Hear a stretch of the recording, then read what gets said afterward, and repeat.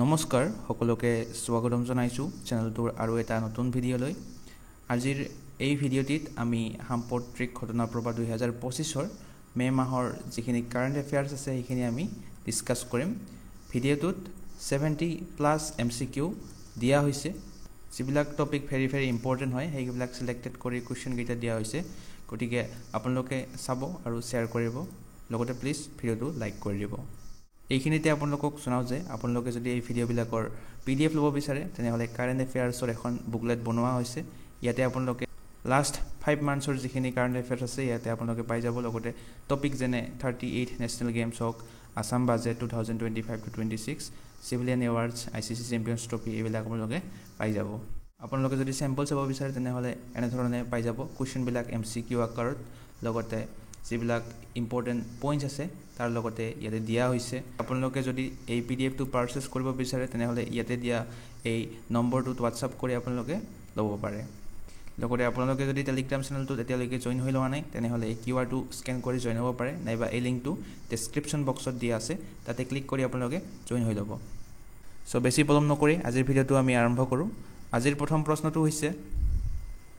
What is the rank of Guwahati University in the World University Ranking 2025 within India? অৰ্থাৎ হেহতিয়াকৈ প্ৰকাশ পোৱা বিশ্ব বিশ্ববিদ্যালয় ৰেংকিংত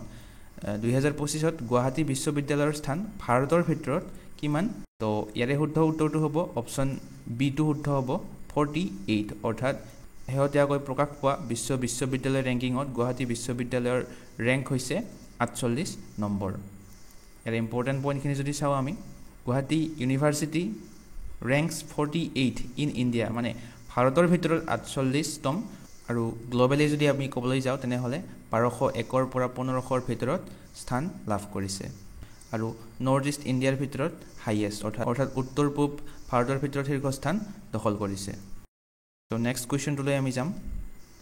What is the new name of সৰু সজাই sports project অৰ্থাৎ সৰু সজাই ক্ৰীড়া প্ৰকল্পৰ নতুন নাম কি দিয়া হৈছে হেহতিয়াকৈ তো ইয়াৰে শুদ্ধ উত্তৰটো হ'ব অপচন এ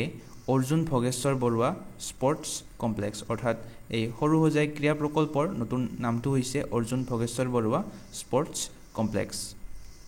ইয়াৰে ইম্পৰ্টেন্ট পইণ্টখিনি যদি চাও Sarusajai sports complex in Guwahati will be renamed as Arjun Bhogeswar Baruah sports complex আৰু এইটো ডিসিশন কেতিয়া লোৱা হৈছে আসাম কেবিনেট মিটিং 28 মে তাৰিখে অসমৰ মুখ্যমন্ত্ৰী হিমন্ত বিশ্ব শৰ্মাই ইয়াক ঘোষণা কৰিছে কোৱেশ্চন নম্বৰ 3 টো হৈছে what will be da new name of Dibrugarh airport অৰ্থাৎ ডিব্ৰুগড় বিমানবন্দৰৰ নতুন নাম কি দিয়া হ'ব ইয়াৰে শুদ্ধ উত্তৰটো হ'ব option C doctor Bhupen Hazarika airport Dibrugarh বিমানবন্দৰৰ নতুন নামটো হ'ব ডক্টৰ ভূপেন হাজৰিকা এয়াৰপোৰ্ট ইয়াৰ ইম্পৰ্টেন্ট পইণ্টখিনি হৈছে Assam cabinet approved the renaming of Dibrugarh Airport after Dr. Bhupen Hazarika to mark his birth centenary অৰ্থাৎ তেওঁৰ 100তম জন্মবাৰ্ষিকীৰ দিনা ডিব্ৰুগড় এয়াৰপোৰ্টক ভূপেন হাজৰিকা এয়াৰপোৰ্টলৈ নামকৰণ কৰা হ'ব আৰু এইটোও মুখ্যমন্ত্ৰী হিমন্ত বিশ্ব শৰ্মাই ঘোষণা কৰিছে আৰু ইয়াৰ বাবে এটা special one day assembly session organise কৰিব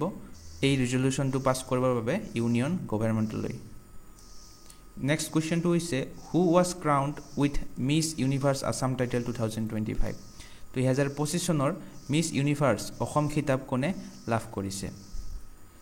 শুদ্ধ উত্তৰটো হ'ব অপচন এ নেহা বৰুৱা অৰ্থাৎ 2025 চনৰ মিস ইউনিভাৰ্স অসম খিতাপটো নেহা বৰুৱাই লাভ কৰিছে আৰু এয়ে হৈছে Neha Barua Neha Barua was crowned Miss Universe Assam 2025 আৰু এই নেহা বৰুৱাই এই বছৰৰ হ'বলগীয়া মিস ইউনিভাৰ্স ইণ্ডিয়া 2025ত অসমক ৰিপ্ৰেজেন্ট কৰিব নেক্সট কোৱেশ্চন নম্বৰ 5 টো হৈছে which state has recently launched the first AI news anchor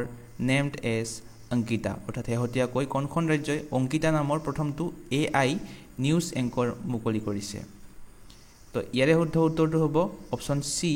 Assam অৰ্থাৎ অসম ৰাজ্যখনৰ প্ৰথমটো AI নিউজ এংকৰ যাৰ নাম অংকিতা নামেৰে নামকৰণ কৰা হৈছে আৰু এইটো হৈছে AI অংকিতা সব Assam Chief Minister Hemanta Biswa Sharma inaugurated an artificial intelligence অর্থাৎ AI based virtual news anchor Ankita. আৰু India's first regional AI news anchor বুলি ক'লে হ'ব AI Lisa যেটো Odisha TVয়ে ডেভেলপ কৰিছে আৰু ভাৰতৰ প্ৰথমটো only AI news anchor বুলি ক'লে হেতু হ'ব Sana. কেৱল ভাৰতৰ বুলি ক'লে হ'ব AI Shana তাৰপিছত first regional AI news anchor বুলি ক'লে হ'ব Lisa আৰু Assam's first AI news anchor ক'লে হ'ব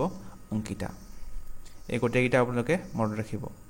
Next question number 6. Recently, who has been appointed as the new chairman of UPSC? শেহতীয়াকৈ UPSCৰ নতুন অধ্যক্ষ হিচাপে কাক নিযুক্তি দিয়া হৈছে? Very important question. ইয়াৰে শুদ্ধ উত্তৰটো হ'ব অপচন A অজয় কুমাৰ অৰ্থাৎ শেহতীয়াকৈ UPSCৰ নতুন অধ্যক্ষ হিচাপে এই অজয় কুমাৰক নিযুক্তি দিয়া হৈছে. এৱে হৈছে অজয় কুমাৰ. চাওক প্ৰেসিডেন্ট অৰ্থাৎ ৰাষ্ট্ৰপতি দ্ৰৌপদী মুৰ্মুৱে 14 মে তাৰিখৰ দিনা ফৰ্মাৰ ডিফেন্স সেক্ৰেটাৰী অজয় কুমাৰক UPSCৰ বা ইউনিয়ন পাব্লিক সাৰ্ভিস কমিশনৰ নিউ চেয়াৰপাৰসন হিচাপে এপইন্ট কৰিছে. Question number 7 হৈছে which wildlife sanctuary of Assam recorded the Indian pitta for the first time recently? শেহতীয়াকৈ অসমৰ কোনখন বন্যপ্ৰাণী অভয়াৰণ্যত প্ৰথমবাৰৰ বাবে ভাৰতীয় পিত্তা পোৱা গৈছে? এই পিত্তাটো এক ধৰণৰ চৰাই হয় আৰু এইটো ক'ত পোৱা গৈছে? অপচন নম্বৰ সি টো শুদ্ধ হ'ব পবিতৰা অভয়াৰণ্য. পবিতৰা বন্যপ্ৰাণী অভয়াৰণ্যত প্ৰথমবাৰৰ বাবে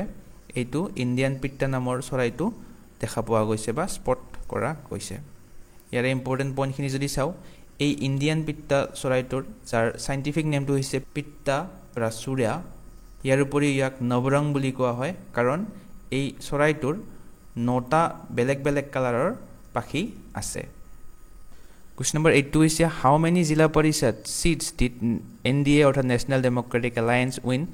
Assam Panchayat election 2025? 2025 চনত অসম পঞ্চায়ত নিৰ্বাচনত NDA কিমান জিলা পৰিষদ আসন জয় কৰিছে? তো ইয়াৰে শুদ্ধ উত্তৰটো হ'ব অপচন বি 300 অৰ্থাৎ 2025 চনত যি শেহতীয়াকৈ পঞ্চায়ত নিৰ্বাচন হৈ গ'ল তাতে NDA 300খন আসন লাভ কৰিবলৈ সক্ষম হৈছে. Next question number 9. What is the new name of the road in Delhi renamed on Borofa Upendranath Brahma's 35th death anniversary? অর্থাৎ বৰফা উপেন্দ্ৰনাথ ব্ৰহ্মৰ 35তম মৃত্যু বাৰ্ষিকীত দিল্লীৰ এটা পথ নতুন নামকৰণ কৰা হৈছে আৰু সেই পথটোৰ নাম কি আমাক সুধিছে? এইটো হ'ব অপচন সি বৰফা উপেন্দ্ৰনাথ ব্ৰহ্মা মাৰ্গ. নতুন নামকৰণ কৰা হৈছে এই পথটোক. ইয়াৰে ইম্পৰ্টেন্ট পইণ্টখিনি যদি চাওঁ মিউনিচিপাল কৰ্পোৰেশ্যন অফ দিল্লীয়ে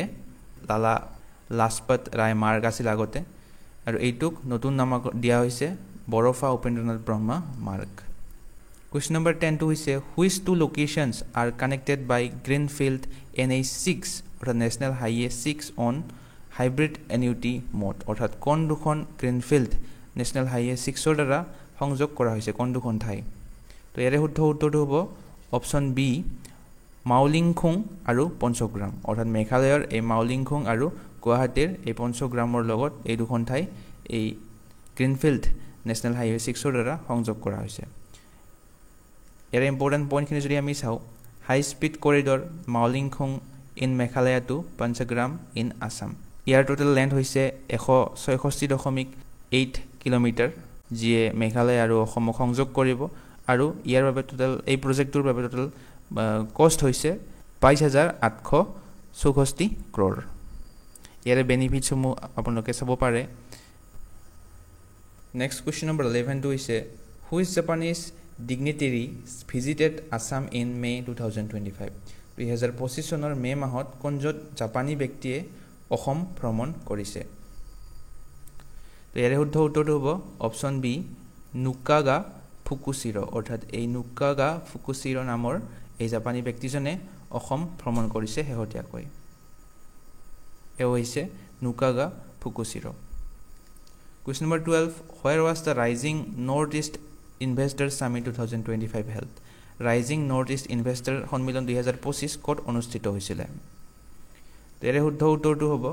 অপচন ডি নিউ দিল্লী অৰ্থাৎ ৰাইজিং নৰ্থ ইষ্ট ইনভেষ্টৰ সন্মিলন 2025 নতুন দিল্লীত অৰ্গেনাইজ কৰা হৈছিল. প্ৰাইম মিনিষ্টাৰ শ্ৰী নৰেন্দ্ৰ মোদী ইয়াক ইনগ্ৰেটেড কৰিছিলে, যিটো নতুন দিল্লীৰ ভাৰত মণ্ডপমত অনুষ্ঠিত হৈছিলে 23 মে তাৰিখে। Next question number 13. Which minister launched the Sagar Mein Samman initiative recently? শেহতীয়াকৈ কোনজন মন্ত্ৰীয়ে সাগৰ মে সন্মান এই কাৰ্যসূচীটো উদ্বোধন কৰিছে? তো ইয়াৰে শুদ্ধ উত্তৰটো হ'ব অপশ্যন বি সৰ্বানন্দ সোণোৱাল। অৰ্থাৎ কেন্দ্ৰীয় মন্ত্ৰী সৰ্বানন্দ সোণোৱালে এই সাগৰ মে সন্মান নামৰ কাৰ্যসূচীটো উদ্বোধন কৰিছে। ইয়াৰে ইম্পৰ্টেণ্ট পইণ্টখিনি যদি আমি চাওঁ, এই সাগৰ মে সন্মান ইনিচিয়েটিভটোৰ মেইন এইমটো হৈছে two enhance women's participation in the maritime sector, অৰ্থাৎ সামুদ্ৰিক খণ্ডত মহিলাৰ অংশগ্ৰহণ বৃদ্ধি কৰিবলৈ ইয়াৰ এইম লোৱা হৈছে। কেন্দ্ৰীয় মন্ত্ৰী শ্ৰী সৰ্বানন্দ সোণোৱালে ইণ্টাৰনেশ্যনেল ডে ফৰ ওমেন্সৰ দিনা মুম্বাইত ইয়াক উদ্বোধন কৰিছিলে। Next question number 14. Which state become first fully literate state in India recently? Very important question এইটো। শেহতীয়াকৈ কোনখন ৰাজ্য ভাৰতৰ প্ৰথমখন সম্পূৰ্ণ সাক্ষৰ ৰাজ্য হিচাপে স্বীকৃতি লাভ কৰে? তো ইয়াৰে শুদ্ধ উত্তৰটো হ'ব অপশ্যন চি মিজোৰাম। অৰ্থাৎ এই মিজোৰাম ৰাজ্যখনে শেহতীয়াকৈ ভাৰতৰ প্ৰথমখন সম্পূৰ্ণ সাক্ষৰ ৰাজ্য হিচাপে স্বীকৃতি লাভ কৰে। ইয়াতে আপোনালোকে চাব পাৰে মিজোৰাম ডিক্লেয়াৰ্ড ইণ্ডিয়াছ ফাৰ্ষ্ট ফুলি লিটাৰেট ষ্টেট আণ্ডাৰ উল্লাস ইনিচিয়েটিভ। আৰু মিজোৰামৰ বৰ্তমান মুখ্যমন্ত্ৰীজনৰ নাম হৈছে পু লালডুহমা। ইয়াৰ লগতে আৰু কেইটামান ইম্পৰ্টেণ্ট পইণ্ট লৈ আহিছোঁ আপোনালোকৰ বাবে। First state to implement translation system in the state assembly, সেইখন হৈছে উত্তৰ প্ৰদেশ ৰাজ্য।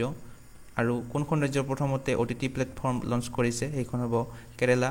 লগতে ফুলি ডিজিটেলি লিটাৰেট ষ্টেট হ'ব Kerala. India's first state to implement sign language in assembly, সেইখন হ'ব পাঞ্জাৱ।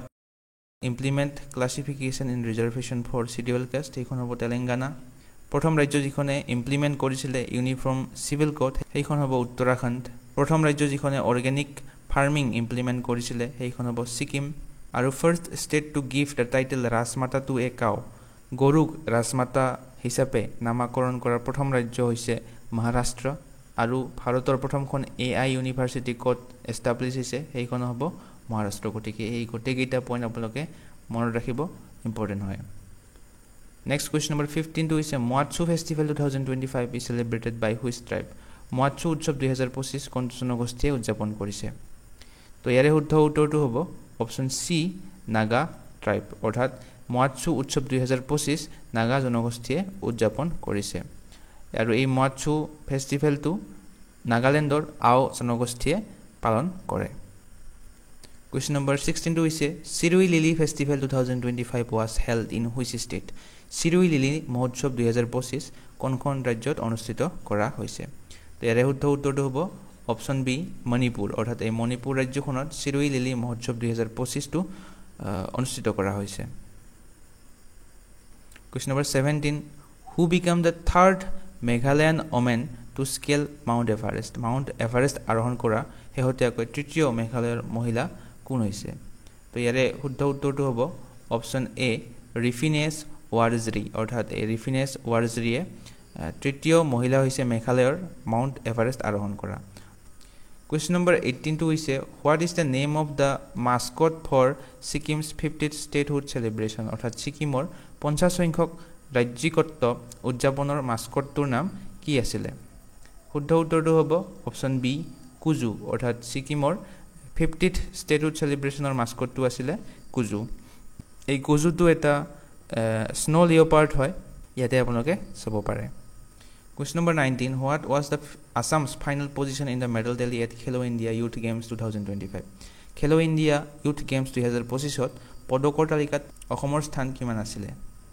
ইয়াৰে শুদ্ধ উত্তৰটো হ'ব অপশ্যন বি 11। অৰ্থাৎ খেলো ইণ্ডিয়া ইউথ গেমছ 2025ত অসমৰ স্থান আছিল পদক তালিকাত 11 নম্বৰ। ইয়াতে আপোনালোকে সম্পূৰ্ণ তালিকাখন চাব পাৰে। প্ৰথমতে আছিলে মহাৰাষ্ট্ৰ, টোটেল 158টাত লাভ কৰিছিলে। দ্বিতীয় স্থান হাৰিয়ানা, তৃতীয় স্থান ৰাজস্থান। আৰু অসমৰ স্থান হৈছে 11তম। অসমে 10টা গ'ল্ড মেডেল, 5টা চিলভাৰ মেডেল আৰু 10টা ব্ৰঞ্জ মেডেল, টোটেল 25টা মেডেল লাভ কৰিবলৈ সক্ষম হৈছিলে। Next question number 20. On which date is international tea day 2025 celebrated অৰ্থাৎ আন্তঃৰাষ্ট্ৰীয় চাহ দিৱস 2025 কোন তাৰিখে পালন কৰা হয় ইয়াৰে শুদ্ধ উত্তৰটো হ'ব অপচন বি 21 মে অৰ্থাৎ আন্তঃৰাষ্ট্ৰীয় চাহ দিৱস 21 মে তাৰিখে পালন কৰা হয় প্ৰতি বছৰে আৰু এই বছৰৰ থিমটো আছিল tea for better lives Question number 21. Recently, who has been appointed as the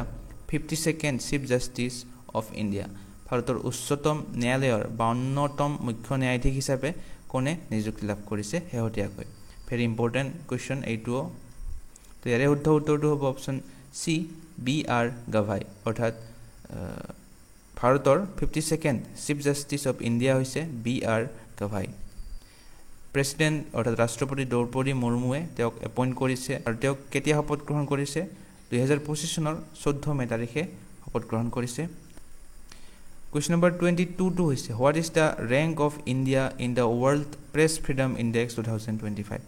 বিশ্ব সংবাদ স্বাধীনতা সূচকাংক 2025 ত ভাৰতৰ স্থান কিমান তো ইয়াৰে শুদ্ধ উত্তৰটো হ'ব অপশ্যন বি 151st অৰ্থাৎ 151 নম্বৰ বিশ্ব সংবাদ স্বাধীনতা সূচকাংকত ভাৰতৰ স্থান হৈছে 151তম ইয়াৰ ইম্পৰ্টেন্ট পইণ্টখিনি যদি আমি চাওঁ ইণ্ডিয়াই টোটেল 180খন কাউন্ট্ৰিৰ ভিতৰত 151 ৰেংক লাভ কৰিবলৈ সক্ষম হৈছে ওয়াৰ্ল্ড প্ৰেছ ফ্ৰীডম ইনডেক্স 2025ত যেটো ৰিপৰ্টাৰ্ছ উইদাউট বৰ্ডাৰ্ছে পাবলিছ কৰিছে আৰু টপ 3 টো হৈছে প্ৰথম স্থানত নৰৱে এস্তোনিয়া সেকেন্ড স্থানত আৰু তৃতীয় স্থানৰ দেশখন হৈছে নেদাৰল্যান্ডছ ভাৰতৰ 2024 চনত 159 নম্বৰ আছিল ৰেংক আৰু এতিয়া 151তম ৰেংকত আগবাঢ়িবলৈ সক্ষম হৈছে next question number 23 Who is the new Vice Chief of Air Staff of Indian Air Force ভাৰতীয় বায়ুসেনাৰ নতুন ভাইস চিফ অফ এয়াৰ ষ্টাফৰ দায়িত্ব কাক দিয়া হৈছে ইয়াৰে শুদ্ধ উত্তৰটো হ'ব option B air marshal Narmadeshwar Tiwari অৰ্থাৎ ভাৰতীয় বায়ুসেনাৰ নতুন ভাইস চিফ অফ এয়াৰ ষ্টাফৰ দায়িত্ব এয়াৰ মাৰ্শ্বেল নৰ্মদেশ্বৰ তিৱাৰীক দিয়া হৈছে next question number 24 Who recently got 1 year extension as DRDO chairman অৰ্থাৎ শেহতীয়াকৈ DRDOৰ অধ্যক্ষ হিচাপে কাক এবছৰৰ বাবে কাৰ্যকাল বৃদ্ধি কৰা হৈছে সো ইম্পৰ্টেন্ট হয় প্ৰশ্নটো তো ইয়াৰে শুদ্ধ উত্তৰটো হ'ব option A doctor Sameer V Kamat অৰ্থাৎ DRDOৰ বৰ্তমান অধ্যক্ষজনৰ নাম হৈছে ডক্টৰ সমীৰ ভি কামত এৱে হৈছে Sameer V Kamat Next question number 25 What is the name of the military operation launched on 7th May of 2025 by India 7 মে 2025 তাৰিখে ভাৰতে আৰম্ভ কৰা সামৰিক অভিযানটোৰ নাম কি আছিল ভেৰি ইম্পৰ্টেন্ট কোৱেশ্চন এইটো এটা আমি সকলোৱে দেখিছো নিউজত শুদ্ধ উত্তৰটো হয় অপশ্যন বি অপাৰেশন সিন্দুৰ অৰ্থাৎ 7 মে তাৰিখে ভাৰতে পাকিস্তানক এক সামৰিক অভিযান চলাইছিল হেইটোৰ নাম হৈছে অপাৰেশন সিন্দুৰ ইয়াৰে ইম্পৰ্টেন্ট পইণ্টখিনি যদি চাও আমাক সুধিব পাৰে যে অপাৰেশন সিন্দুৰৰ সময়ত ভাৰতৰ ফৰেন সেক্ৰেটাৰী কোন আছিল তেওঁৰ নাম হয় বিক্ৰম মিশ্ৰী এৱা হৈছে বিক্ৰম মিশ্ৰী আৰু ফৰেন মিনিষ্টাৰ কোন আছিল এছ জয়শংকৰ এৱা হৈছে এছ জয়শংকৰ আৰু এই অপাৰেশন সিন্দুৰটো Indian army navy air force এই তিনিওটা ডিফেন্স ফোৰ্স মিলিয়ে কন্ডাক্ট কৰিছিল লগতে আপোনালোকে এইখিনি জানি থব যে বৰ্তমান চিফ অফ ডিফেন্স ষ্টাফ কোন জেনাৰেল অনিল চৌহান লগতে চিফ অফ আৰ্মি ষ্টাফ হৈছে উপেন্দ্ৰ দ্বিবেদী চিফ অফ এয়াৰ ষ্টাফ হৈছে মাৰ্শ্বেল এপি সিং আৰু চিফ অফ নেভেল ষ্টাফ বা নৌসেনাৰ চিফ জনৰ নাম হৈছে এডমিৰেল দিনেশ কে ত্ৰিপাঠী গোটেইকেইটা পইণ্ট আপোনালোকে মনত ৰাখিব Question number 26 What was the code name for civil defense mock drill conduct on 7th May 2025 7 মে 2025 তাৰিখে অনুষ্ঠিত অসামৰিক প্ৰতিৰক্ষা মক ড্ৰিলৰ কোড নামটো কি আছিল তো এৰে কোড নামটো আছিল অপাৰেশন অভ্যাস অৰ্থাৎ 7 মে তাৰিখে যেটো অসামৰিক প্ৰতিৰক্ষা মক ড্ৰিল কৰা হৈছিল তাৰে কোড নামটো আছিল অপাৰেশন অভ্যাস ইয়াৰে ইম্পৰ্টেন্ট পইণ্টখিনি যদি আমি চাও টোটাল 244 খন জিলাত এই মক ড্ৰিলটো কন্ডাক্ট কৰা হৈছিল যাৰ কোড নেম কি আছিল অপাৰেশন অভ্যাস Next question number 27 Which ministry directed states to conduct civil defense mock drills অৰ্থাৎ এই ভাৰত আৰু পাকিস্তানৰ যি যুদ্ধ হৈছিল তাৰ বাবে ৰাজ্যসমূহত যিবিলাক অসামৰিক প্ৰতিৰক্ষা মক ড্ৰিল চলোৱা হৈছিল সেইবিলাক কোনটো মন্ত্ৰালয়ে চলাইছিল বা কোনটো মন্ত্ৰালয়ে নিৰ্দেশ দিছিল এইটো হ'ব option number D ministry of home affairs অৰ্থাৎ গৃহ মন্ত্ৰালয়ে মক ড্ৰিলছবিলাক কণ্ডাক্ট কৰিছিলে Question number 28. What is the India's rank in UNDP Human Development Index 2025? UNDP 2025 মানৱ উন্নয়ন সূচকাংকত ভাৰতৰ স্থান কিমান? তো ইয়াৰে শুদ্ধ উত্তৰটো হ'ব অপচন নম্বৰ সি 130 অৰ্থাৎ UNDP Human Development Index 2025 ভাৰতৰ স্থান হৈছে 130তম ইয়াৰে ইম্পৰ্টেণ্ট পইণ্টখিনি যদি আমি চাওঁ India improved its rank 130 out of 193 countries অৰ্থাৎ 193খন দেশৰ ভিতৰত 130তম স্থান লাভ কৰিবলৈ সক্ষম হৈছে ভাৰতে এই UNDP হিউমেন ডেভেলপমেণ্ট ৰিপৰ্ট 2025ত আৰু এই বছৰৰ থিমটো আছিলে a matter of choice people and possibilities in the age of AI আৰু এই হিউমেন ডেভেলপমেণ্ট ৰিপৰ্টৰ টপ 3 কাউণ্ট্ৰি কেইখন হৈছে আইচলেণ্ড প্ৰথম দ্বিতীয় নৰৱে তৃতীয় হল সুইজাৰলেণ্ড আৰু আটাইতকৈ শেষৰ দেশখনৰ নাম হৈছে south Sudan So next question number 29 who topped the UPSC civil services exam in 2024 declared in April 2025 অৰ্থাৎ 2025 চনৰ যোৱা মাহত যি UPSC 2024 ৰ ফলাফল ঘোষণা কৰা হৈছিল তাৰ প্ৰথম স্থান কোনে লাভ কৰিছে তো প্ৰথম স্থান লাভ কৰিছে অপচন এ শক্তি দুবে এইজনী হৈছে শক্তি দুবে যিয়ে UPSC 2024 পৰীক্ষাত প্ৰথম স্থান লাভ কৰিবলৈ সক্ষম হৈছে তো কোৱেশ্চন নম্বৰ 32 হৈছে which country became fourth largest economy in the world very important question শেহতীয়াকৈ বিশ্বৰ চতুৰ্থ বৃহত্তম অৰ্থনীতি হিচাপে কোনখন দেশ পৰিগণিত হৈছে তো ইয়াৰে শুদ্ধ উত্তৰটো হ'ব অপচন সি ইণ্ডিয়া অৰ্থাৎ আমাৰ ভাৰত দেশখনে বিশ্বৰ চতুৰ্থ বৃহত্তম অৰ্থনীতি দেশ হিচাপে পৰিগণিত হৈছে জাপানক ওভাৰটেক কৰিছে ভাৰতে টপ 3 কাউন্ট্ৰি কেইখন হৈছে প্ৰথম USA তাৰপিছত চাইনা তাৰপিছত জাৰ্মানী আৰু তাৰপিছত আমাৰ ভাৰত ইয়াৰে ইম্পৰ্টেণ্ট পইণ্টখিনি যদি চাওঁ ভাৰতৰ বৰ্তমান GDP বা গ্ৰছ ডমেষ্টিক প্ৰডাক্ট প্ৰাইচটো হৈছে মাৰ্কেট প্ৰাইচটো হৈছে $4.187 ট্ৰিলিয়ন So ভাৰতে জাপানক ওভাৰটেক কৰি ওয়াৰ্ল্ডছ ফোৰ্থ লাৰ্জেষ্ট ইকনমি হিচাপে পৰিগণিত হৈছে আৰু এইটো নীতি আয়োগৰ চিফ এক্সিকিউটিভ অফিচাৰ বা CEO BVR সুব্ৰমণিয়ামে ৰিলিজ কৰিছে বা ঘোষণা কৰিছে next question number 31 Who authored the book Ramanujan Journey of a Great Mathematician Ramanujan এজন মহান গণিতজ্ঞৰ যাত্ৰা নামৰ এই গ্ৰন্থখনৰ লিখক কোন তো ইয়াৰে শুদ্ধ উত্তৰটো হ'ব option A Arun Singhal and Devendra K Sharma অৰ্থাৎ অৰুণ সিংঘাল আৰু দেবেন্দ্ৰ কুমাৰ শৰ্মাই এই ৰামানুজন এজন মহান গণিতজ্ঞৰ যাত্ৰা এই গ্ৰন্থখন লিখি উলিয়াইছে Question number 32 হৈছে who was appointed as the new revenue secretary in May 2025 2025 চনৰ মে মাহত ৰাজহ বিভাগৰ নতুন সচিব হিচাপে কাক নিযুক্তি দিয়া হৈছে ইয়াৰে শুদ্ধ উত্তৰটো হ'ব অপচন সি অৰবিন্দ শ্ৰীবাস্তৱা অৰ্থাৎ এই অৰবিন্দ শ্ৰীবাস্তৱক ৰাজহ বিভাগৰ নতুন সচিব হিচাপে নিযুক্তি দিয়া হৈছে Question number 33 হৈছে where was the web 2025 summit held অৰ্থাৎ শেহতীয়াকৈ যি ৱেবছ 2025 ৰ শীৰ্ষ সন্মিলন অনুষ্ঠিত হৈছিল এটো ক'ত অনুষ্ঠিত হৈছে ইয়াৰে শুদ্ধ উত্তৰটো হ'ব option B Jio world centre Mumbai অৰ্থাৎ এই ৱেবছ summit 2025 to Jio world centre মুম্বাইত অনুষ্ঠিত হৈছিল ইয়াৰে ইম্পৰ্টেণ্ট পইণ্টখিনি যদি আমি চাওঁ এই ৱেবছৰ ফুল ফৰ্মটো হৈছে world audio visual and entertainment summit 2025 এটো হোষ্ট কৰিছিলে জিঅ ৱৰ্ল্ড চেণ্টাৰে মুম্বাইত থকা 1 মেৰ পৰা 4 মে তাৰিখলৈকে এই সামিটটো অৰ্গেনাইজ কৰা হৈছিল আৰু ইয়াৰে থিমটো আছিল connecting creators connecting countries Question number 34 হৈছে recently who launched the Pravaah portal শেহতীয়াকৈ প্ৰবাহ পোৰ্টেল কোনটো প্ৰতিষ্ঠানে মুকলি কৰিছে এই চাৰিটা অপচনৰ কোনটো শুদ্ধ হ'ব অপচন সি টো শুদ্ধ হ'ব ৰিজাৰ্ভ বেংক অফ ইণ্ডিয়া ভাৰতীয় ৰিজাৰ্ভ বেংকে এই প্ৰবাহ নামৰ পোৰ্টেলটো মুকলি কৰিছে এই পোৰ্টেলটো ৰিজাৰ্ভ বেংকে 1 মে তাৰিখে লঞ্চ কৰিছিল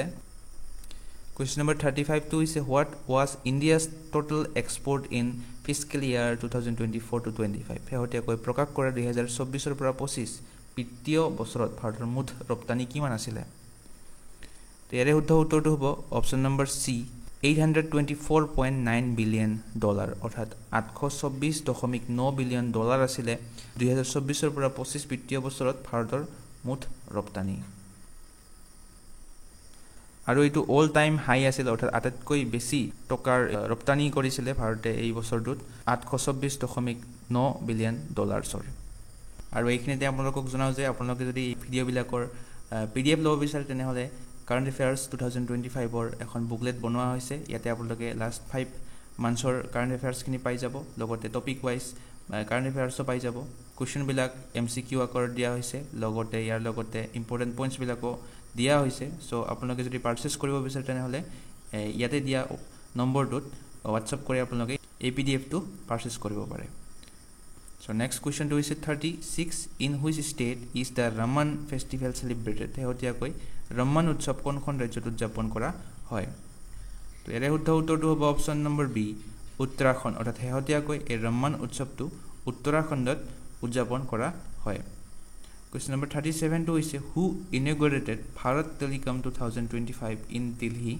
on 6 May অৰ্থাৎ 6 মে 2025 তাৰিখে দিল্লীত ভাৰত টেলিকম 2025 কোনে উদ্বোধন কৰিছে তো ইয়াৰে শুদ্ধ উত্তৰটো হ'ব অপশ্যন বি জ্যোতিৰাদিত্য সিন্ধিয়া অৰ্থাৎ এৱে হৈছে জ্যোতিৰাদিত্য সিন্ধিয়া তেৱে দিল্লীত ভাৰত টেলিকম 2025ৰ 22তম এডিশ্যন উদ্বোধন কৰিছে Question number 38 which state hosted 72nd edition of Miss World 2025 Miss World 2025ৰ 72 সংখ্যক সংস্কৰণ কোনখন ৰাজ্যত অনুষ্ঠিত হৈছিলে তো ইয়াৰে শুদ্ধ উত্তৰটো হ'ব option B Telangana Miss World 2025ৰ 72 সংখ্যক সংস্কৰণটো তেলেংগানা ৰাজ্যখনত অনুষ্ঠিত হৈছিলে Question number 39 হৈছে during NEET UG exam 2025 which biometric method did UIDAI test for candidate verification অৰ্থাৎ NEET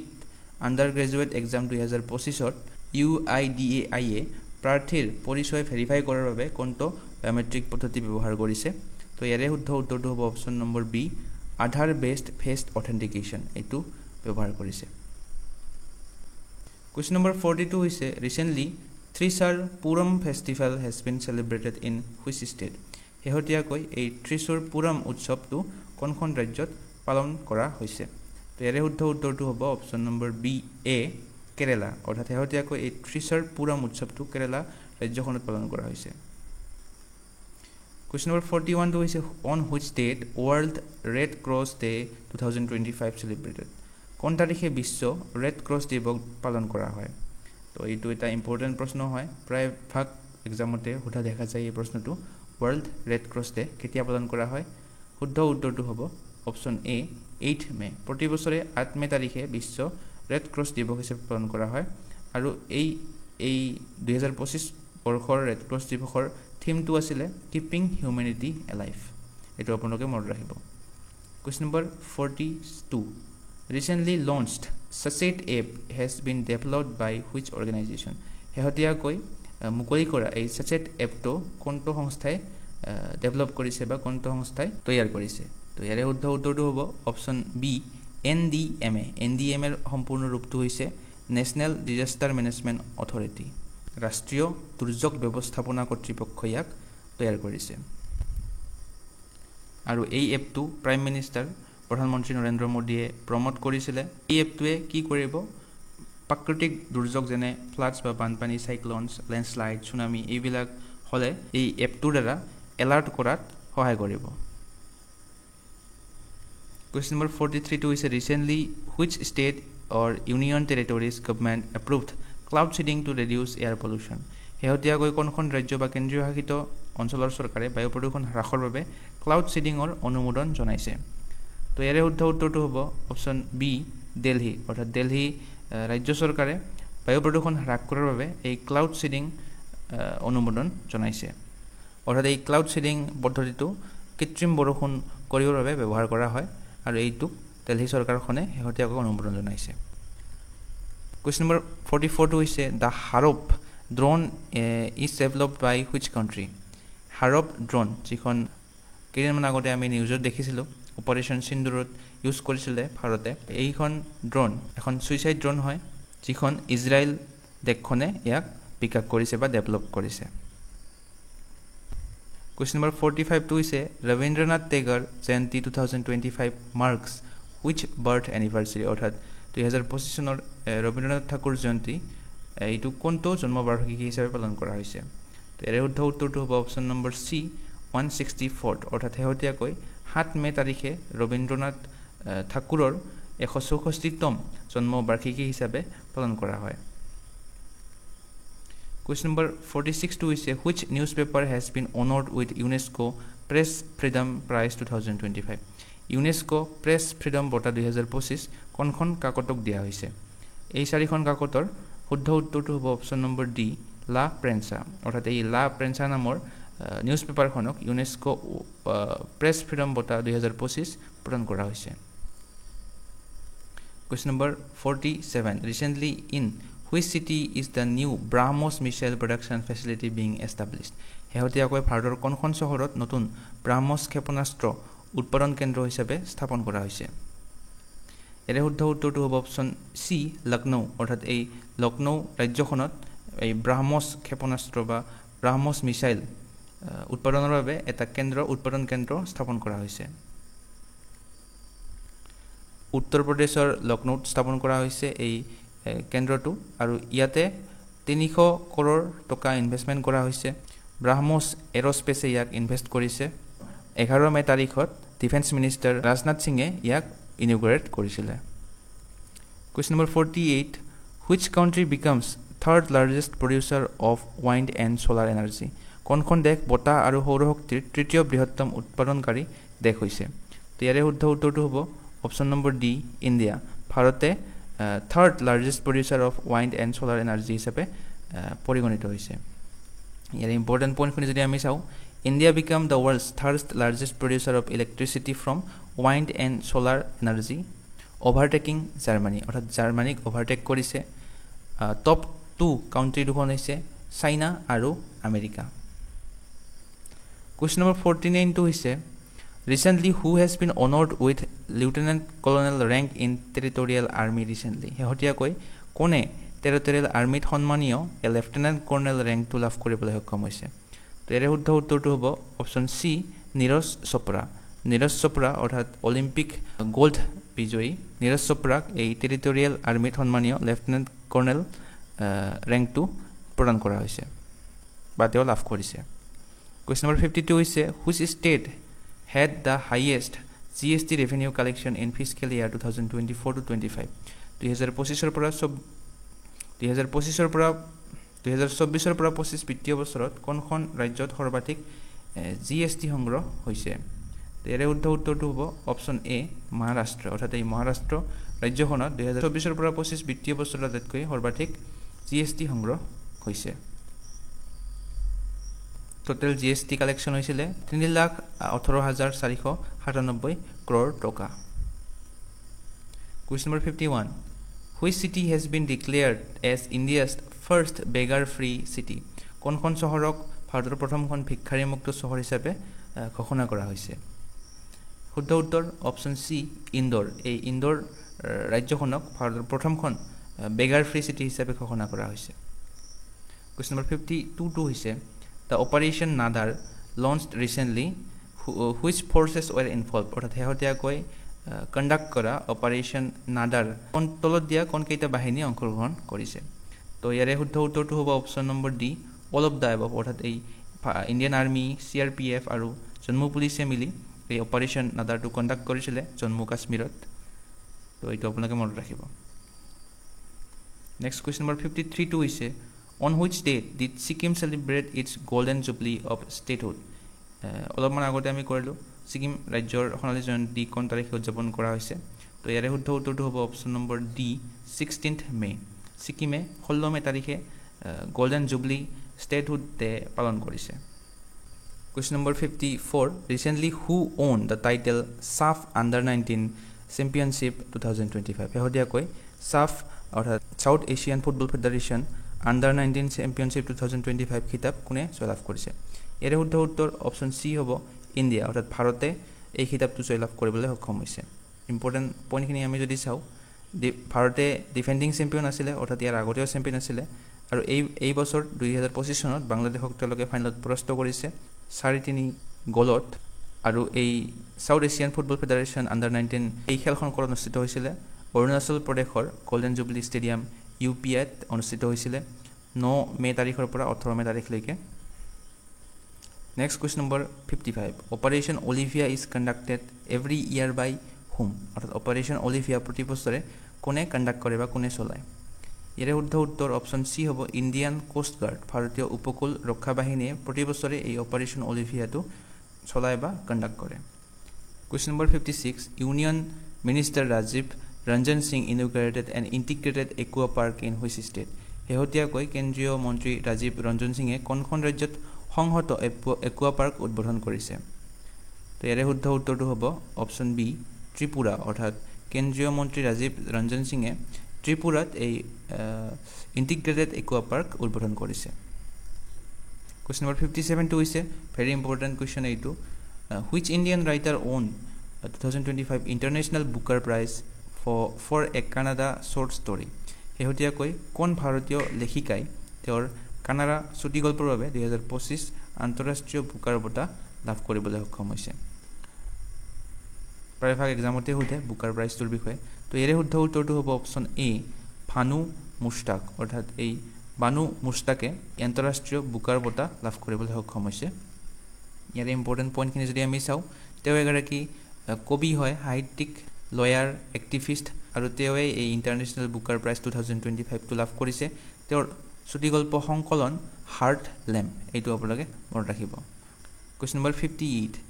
Nagshankar temple of which state has been named as model temple for turtle conservation অৰ্থাৎ কাছ সংৰক্ষণৰ বাবে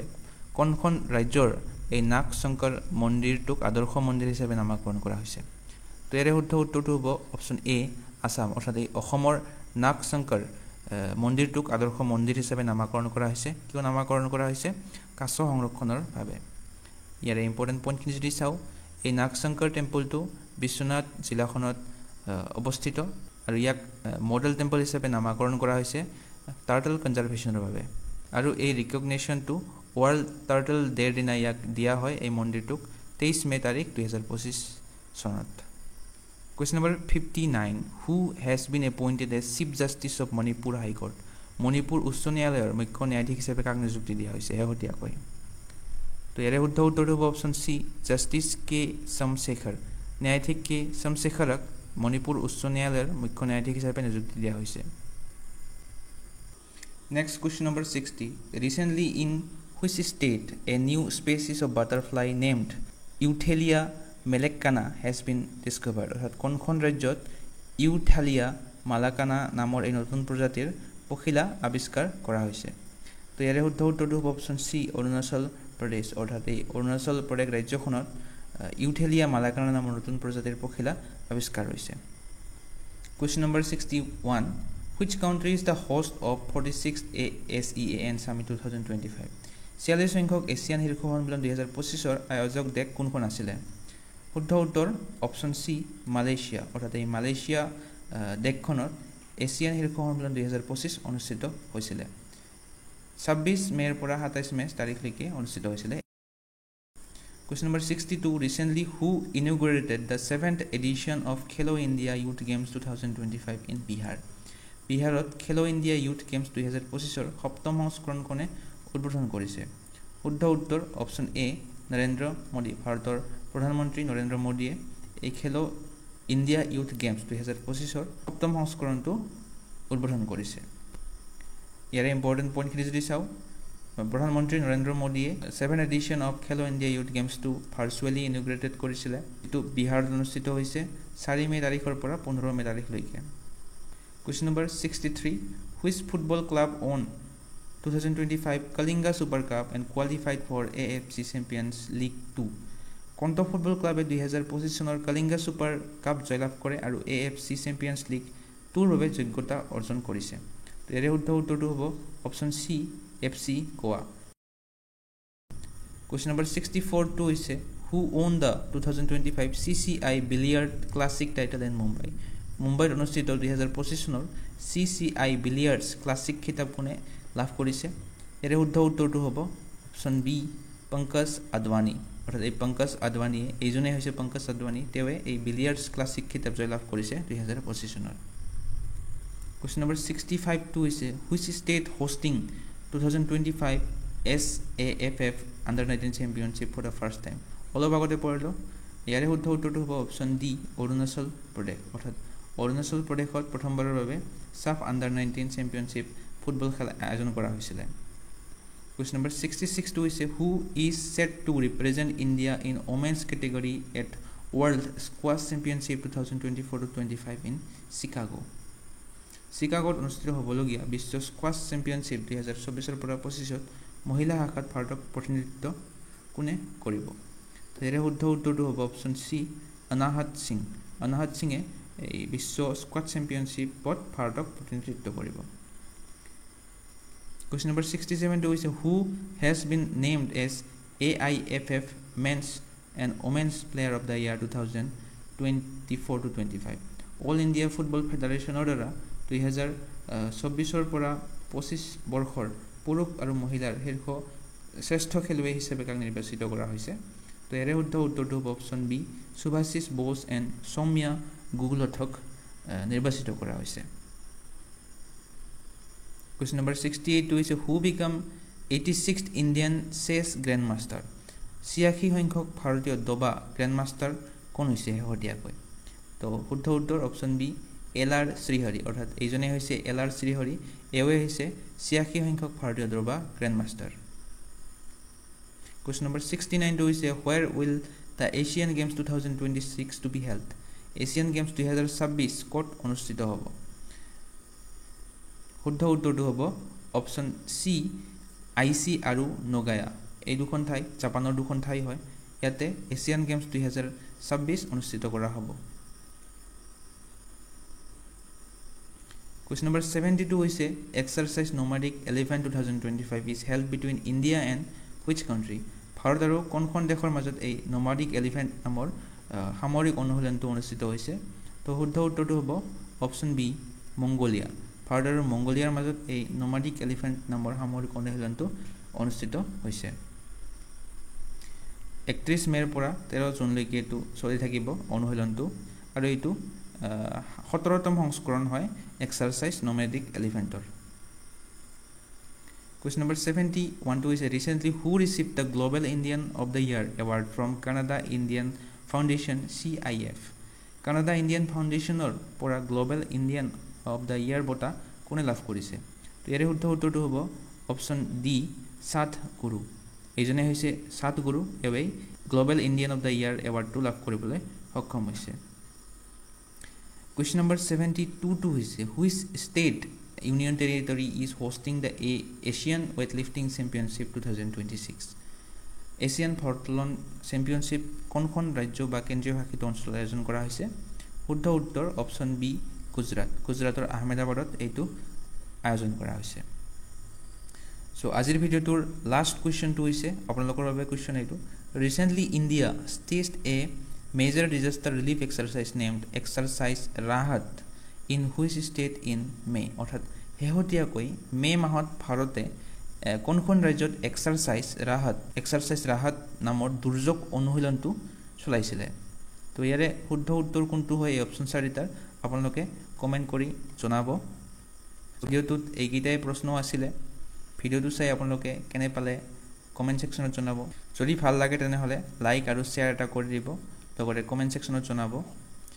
আৰু এনেকুৱা ধৰণৰ কন্টেন্ট পাবলৈ এসেনশিয়েল ষ্টাডিজ নামৰ এই ইউটিউব চেনেলটো সাবস্ক্ৰাইব কৰিব আজিলৈ ইমানেই ধন্যবাদ